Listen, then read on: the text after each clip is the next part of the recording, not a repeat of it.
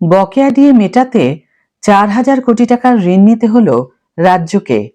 বড় তথ্য দিল RBI. Hi everyone, welcome back to my channel অঞ্জনার ব্যঞ্জনা। বন্ধুরা, তোমাদের সকলকে আমার এই ছোট্ট ইউটিউব চ্যানেলে স্বাগত জানাই। সুপ্রিম কোর্টের নির্দেশ অনুযায়ী পশ্চিমবঙ্গ সরকারকে রাজ্য সরকারি কর্মীদের বকেয়া 25% দিয়ে মেটাতে হবে জুন মাসের মধ্যে। এদিকে এই বকেয়া মেটাতে গেলে রাজ্য সরকারের কমপক্ষে 10,000 কোটি টাকা খরচ হবে বলে রাজ্যের তরফে জানানো হয়েছিল মামলার শুনানির দিন। এরই মাঝে পশ্চিমবঙ্গ সরকারের তরফে বিরাট উদ্যোগ নেওয়া হলো। নিলামের মাধ্যমে 4,000 কোটি টাকা ঋণ তুলল মমতা বন্দ্যোপাধ্যায় সরকার। শুনে চমকে গেলে বন্ধু? কিন্তু এটাই সত্যি, আর এমনটাই জানিয়েছে রিজার্ভ ব্যাংক অফ ইন্ডিয়া। আরো বিশদে জানতে ভিডিওটি সম্পূর্ণ দেখার অনুরোধ রইল। মঙ্গলবার 17 জুন রাজ্য সরকারের সিকিউরিটিজের বা এসজিএস এর অর্থাৎ স্টেট গভর্নমেন্ট সিকিউরিটিজ নিলামে পশ্চিমবঙ্গ সরকার 22 বছরের জন্য মোট 2,000 কোটি টাকার ঋণ তুলেছে। এই ঋণের জন্য গড় সুদের হার নির্ধারিত হয়েছে 7.1096%। শুধু তাই নয়, এর আগে জুন মাসেরই গোড়ায় আর একবার নিলাম করেছিল রিজার্ভ ব্যাংক। 3রা জুনের সেই নিলামে 20 বছরের মেয়াদি বন্ডের মাধ্যমে আরও 2,000 কোটি টাকা তুলেছে পশ্চিমবঙ্গ সরকার। সব মিলিয়ে জুন মাসে মোট 4,000 কোটি টাকা তুলেছে নবান্ন। এখন স্বাভাবিকভাবেই প্রশ্ন উঠছে, পশ্চিমবঙ্গ সরকার কি তবে বকেয়া মেটানোর জন্য এত বিপুল পরিমাণে টাকা তুলেছে? বকেয়া দিয়ে কবের মধ্যে সরকার মেটাবে সেই বিষয়ে কিছু এখনো অবধি ঘোষণা করা হয়নি।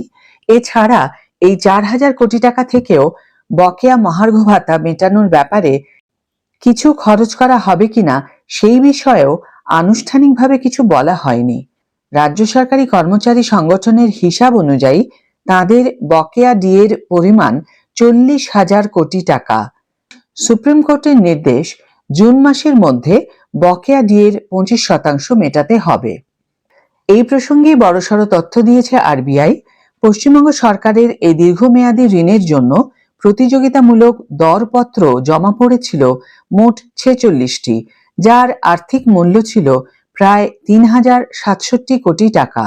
17 জুনের নিলামে তার মধ্যে মাত্র 8টি দরপত্র গৃহীত হয়েছে, যার মাধ্যমে অনুমোদিত হয়েছে 183.97 কোটি টাকার ঋণ। আংশিক বরাদ্দ পেয়েছে 3টি দরপত্র। অন্যদিকে অপ্রতিযোগিতামূলক দরপত্র জমা পড়েছিল 5টি, যার পরিমাণ ছিল 16.03 কোটি টাকা। সবকটি অপ্রতিযোগিতামূলক দরপত্রই গৃহীত হয়েছে, ফলে নির্ধারিত 2,000 কোটি টাকার সম্পূর্ণ ঋণ পশ্চিমবঙ্গ সরকার তুলতে সক্ষম হয়েছে। প্রসঙ্গত উল্লেখ্য, সুপ্রিম কোর্টে সরকারি কর্মচারীদের মোট বকেয়া ডিএ বাবদ যে টাকা দিতে হবে বলে রাজ্য জানিয়েছে, সেই হিসাবে 25% জন্য লাগবে প্রায় 10,425 কোটি টাকা। 30 জুনের মধ্যে এই টাকা দিতেই হবে রাজ্যকে। সূত্রের দাবি, এই টাকার একাংশ জোগাড়ের জন্য রাজ্য সরকার খোলা বাজার থেকে ঋণ সংগ্রহের প্রস্তুতি শুরু করেছে। অর্থ দপ্তর সূত্রে খবর, রাজ্যে আর্থিক সংকটের মধ্যে এছাড়া রাজ্য সরকারের কাছে বিকল্প কোনো পথ নেই। সূত্রের দাবি, আপাতত ঋণপত্র ছেড়ে খোলা বাজার থেকে 4,300 কোটি টাকা তোলার প্রস্তাব বিবেচনা করেছে রাজ্য। এই ঋণের টাকা খরচ কিভাবে করা যাবে, আইনে তার নির্দিষ্ট কোনো বিধি নেই। প্রয়োজন মতো সরকার এই টাকা মূলধনী বিনিয়োগে বা কর্মচারীদের বেতন মেটাতে খরচ করতে পারে। চলতি আর্থিক বছরে রাজ্য বাজেটে খোলা বাজার থেকে 81,972 কোটি 33 লক্ষ টাকা ঋণ সংগ্রহের লক্ষ্যমাত্রা স্থির করা হয়েছে। প্রয়োজন মতো সরকার এই টাকা মূলধনী বিনিয়োগে বা কর্মচারীদের বেতন মেটাতে খরচ করতে পারে। গত আর্থিক বছরে রাজ্য সরকার বাজার থেকে মোট 80,000 কোটি টাকা ঋণ সংগ্রহ করেছিল। 2023-24 আর্থিক বছরে 69,908 কোটি 98 লক্ষ টাকা খোলা বাজার থেকে ঋণ সংগ্রহ করেছিল রাজ্য। ডিএ মামলার শুনানিতে রাজ্য সরকার শীর্ষ আদালতে জানিয়েছিল সরকারি কর্মচারীদের মোট বকেয়া ডিএর পরিমাণ 11,890 কোটি 18 লক্ষ টাকা। এছাড়া পেনশন প্রাপকদের জন্য মোট বকেয়া 11,611 কোটি 45 লক্ষ টাকা। এছাড়াও শিক্ষক, পুরসভা, পঞ্চায়েত সহ স্বশাসিত সংস্থা ও রাজ্য সরকার পরিচালিত সংস্থার কর্মীদের পাওনা 18,369 কোটি 32 লক্ষ টাকা। সব মিলিয়ে অঙ্কটা 40,000 কোটি টাকার বেশি। সুপ্রিম কোর্টের অন্তর্বর্তী নির্দেশ মেনে এর 25% অর্থাৎ প্রায় 10,425 কোটি টাকা 30 জুনের মধ্যে মেটাতেই হবে। সূত্রের দাবি, সরকারি কর্মচারীদের মধ্যে যারা এখনো কর্মরত বকেয়া ডিএর 25% অর্থ তাদের জেনারেল প্রভিডেন্ট ফান্ডে অর্থাৎ জিপিএফ এ জমা দেওয়া প্রস্তাব বিবেচনা করা হচ্ছে, কারণ ওই বাড়তি টাকা সেক্ষেত্রে কর্মচারীদের হাতে দিতে হবে না, সরকারের ঘরেই গচ্ছিত থাকবে।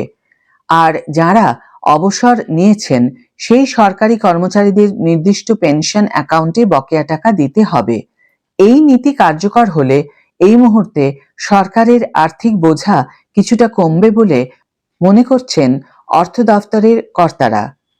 এখন 30শে জুনের মধ্যে বকেয়া ডিএর 25% সরকারের পক্ষ থেকে দেওয়ার অপেক্ষায় আজকের ভিডিও এখানেই শেষ করছি। ভিডিওটি যদি কার্যকর বলে মনে হয়ে থাকে তাহলে অবশ্যই একটা ছোট্ট করে লাইক দিও, শেয়ার করো বন্ধুদের সাথে, কমেন্ট করে জানিও তোমাদের মতামত। যারা এখনো আমার চ্যানেলটিকে সাবস্ক্রাইব করোনি তারা অবশ্যই চ্যানেলটিকে সাবস্ক্রাইব করে আমার পাশে থেকো, আর যারা অলরেডি সাবস্ক্রাইব করে দিয়েছো তাদের জন্য আমার অনেক ভালোবাসা এবং অনেক ধন্যবাদ। আজ তাহলে বিদায় বন্ধু, দেখা হবে পরের ভিডিওতে। ভালো থেকো, সুস্থ থেকো, সঙ্গে থেকো।